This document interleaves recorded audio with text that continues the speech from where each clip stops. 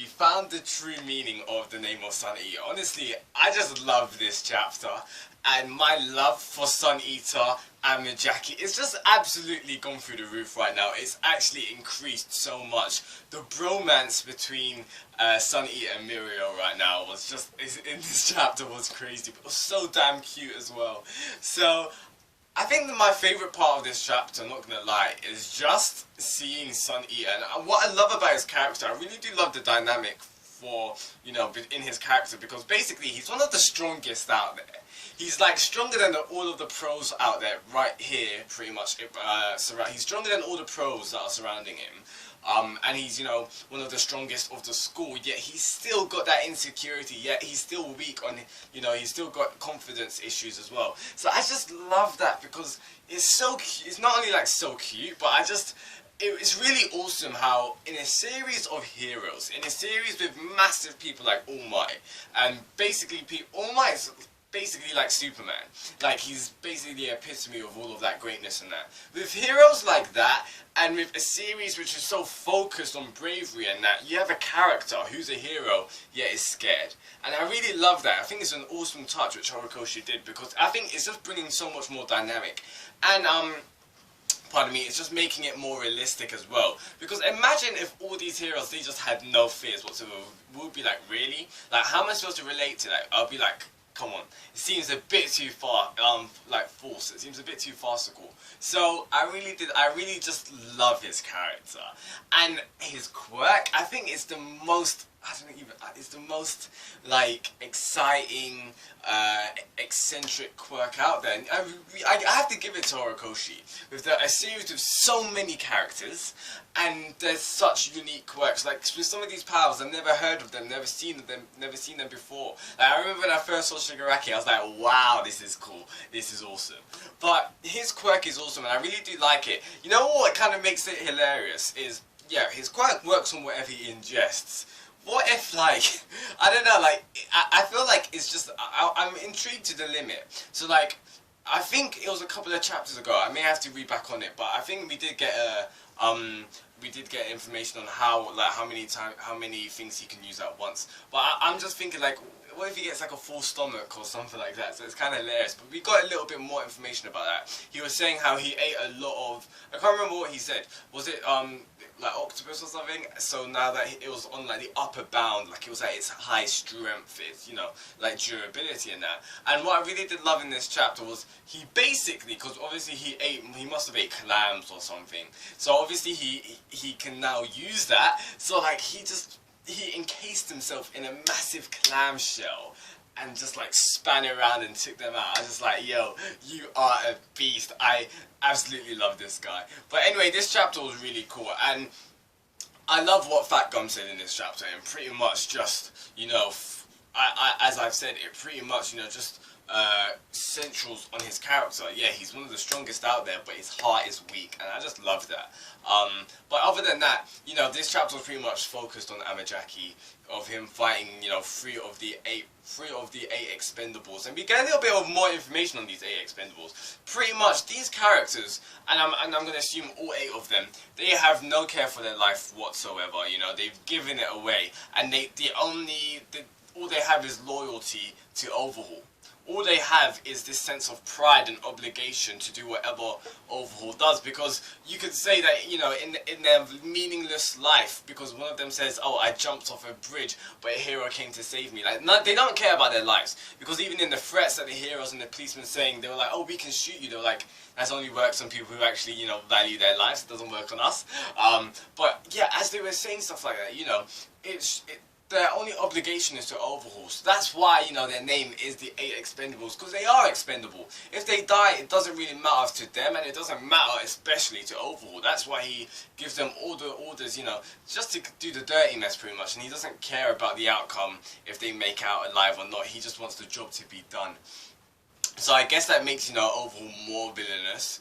But I just want to, you know, focus on the bromance that is Amajiki and Mirio. So it seems like these guys, they've been friends, you know, since like what, 3rd grade? I think it was 3rd grade. These guys basically, they've been friends since primary, you know, and the dynamic between them, it seems from a youth, Mirio has always been that, what's the word? He's always been that jumpy character. He's always been that character of personality, of popularity, but positivity as well. Like, that's how it seems like he is, because I think when we first got introduced to this character, he was just like, okay, this guy's pretty much the next All Might. He's awesome, you know, he's got that smile. He just attracts people. He just attracts that happiness. And, you know, we see it with, it's like a direct contrast to Amajiki.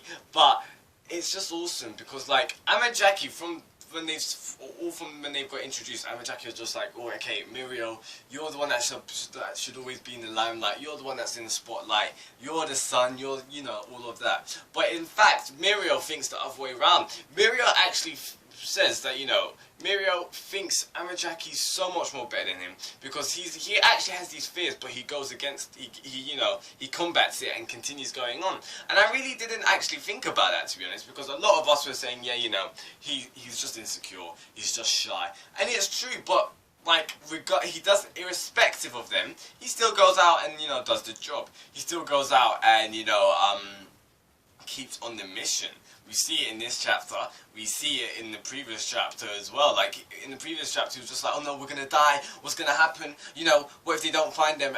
Yet he still continued on the mission. He went like, oh, let's escape. Like, he knew that he knew that a job had to be done, and he put aside his fears, he acknowledged them, he put it aside and continued on the main goal. So I really did love that. I thought that was pretty awesome. But anyway, the character relationship, I just love, there's a panel, it's near to the end of the page, and it's literally like, Amajiki thinks he's like such a cool guy, because he does the thumb trick, like the detachable thumb which you do to kids, and you know, like, Mirio's like mind blown, like his reaction, he's just like, like, it's so funny to see. So I really do love that, and it just makes it hilarious. This is what I love about Boku no Hero, it's the small character interactions. There was another one which made me laugh. This is ages ago, this was on chapter, I can't remember the chapter, I think it was 127, don't quote me on that, but it's the chapter when Mirio is fighting Class 1A, and when Mirio's telling them about the quirk, Hardo Nejire, she's just like, oh, this is how the quirk works, this is how the quirk works, and basically Mirio interrupts, and then she's just like tugging at Mirio's shirt, and then Mirio turns around quickly, and he's just like, sorry, and then gets back to talking. I find that, I just love those interactions, it gives more life to the characters, like it fleshes it out, and I think the easiest way just to summarize that is basically like, with Boku no Hero, there's never a wasted panel. Like, I feel like Horikoshi, every panel's meaningful, you know what I mean? And every time I do read the chapter when it drops, I always have to read it a second time, looking out for panels. I'm always looking out for, like, okay, maybe I missed something, because most times I do. You know, Horikoshi always has a keen attention to detail. He does slyly put stuff in. One thing which was quite big in this chapter, which definitely sparked a lot of discussion, is Eraserhead, actually. Eraserhead's quirk, okay, now from this chapter, before this chapter, it seemed like what we thought Eraserhead's quirk worked on the basis was whoever Eraserhead looked at, their quirk was disabled. But if he blinked or if he looked away, you know, his quirk was deactivated and their quirk came back. But however, I think it's wrong.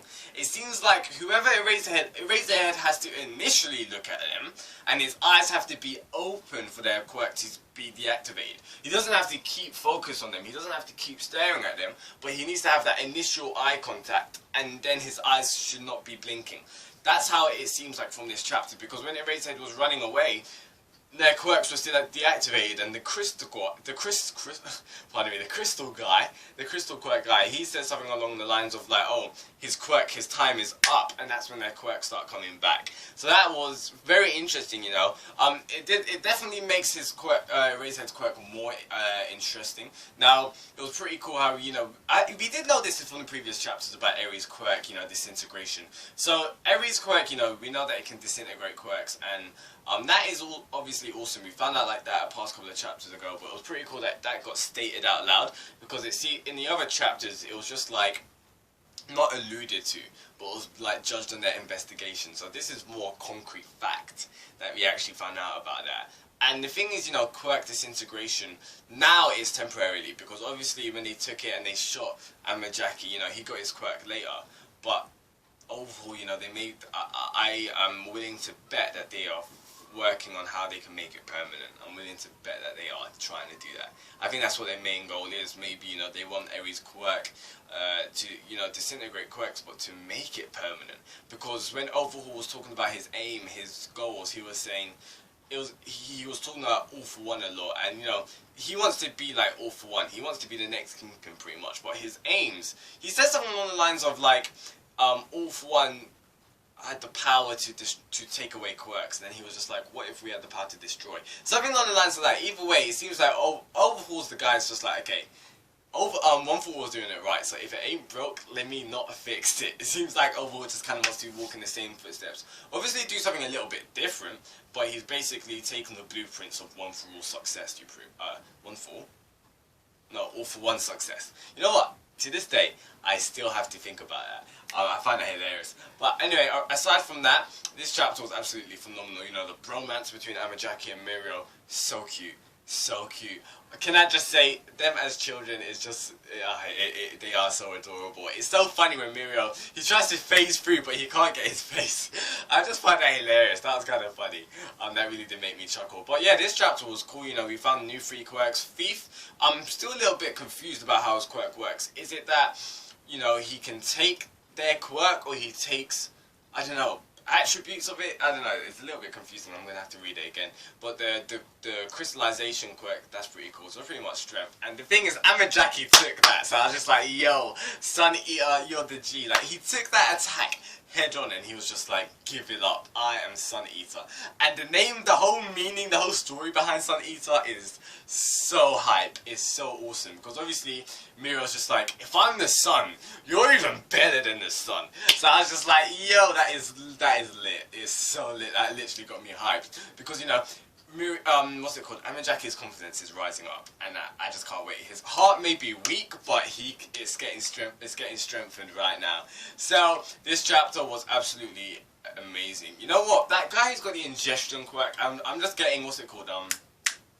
Moonfish vibes. You know, Moonfish, the villain that was on death row during the summer camp. That guy. I don't know. They kind of look similar. I'm not saying they're the same person, but they're giving off the same creepy vibes. But either way, Amajiki was an absolute beast in this chapter. His quirk is phenomenal, what he can do with it. He got attacked in this chapter.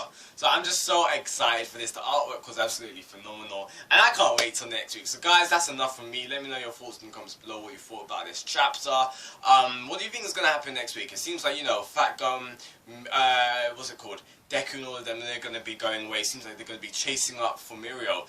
Because, you know, Amajiki said Mirio goes too hard, so I don't know if that's another death flag. I don't know if that's a warning to Mirio, but I don't know if Mirio's gonna die, but I do think Mirio's gonna get heavily injured, or he's gonna push himself too much in this arc. So either way, that's enough from me. Tell me your thoughts in the comments below. Subscribe for weekly reviews of Boku no Hero, and I'll see you next week with that greatness that is chapter 141.